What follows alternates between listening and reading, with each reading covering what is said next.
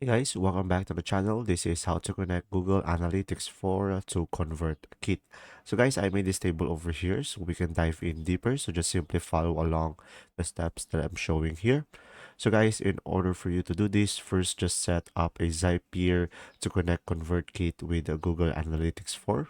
So just simply set up a Zapier account. And after that, just simply navigate to the Zapier dashboard. And from there, just simply click on Create and just simply select Zaps.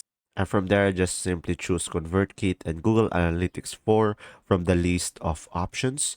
And after that, just simply enter the required details on the right side of the screen and just simply provide all of the necessary information in order for you to proceed with this process. And after that, once you've done that, just simply connect the ConvertKit account by just simply click on the sign in to connect your ConvertKit account. And after that, guys, it will require you to have a API key and secret key. So just simply go to the ConvertKit and just simply go to the settings and developer settings.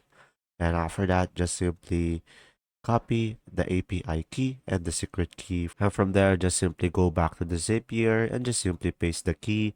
And after that, just simply click on yes to connect. And once you have done all of that, just simply log in with your Google account to link your Google Analytics 4 account. And after that, just simply configure your settings in Zapier. And after that, you should be able to click on publish to complete the setup. And from there, you should be able to do this process. If this video was helpful, please like and subscribe, and thanks for watching.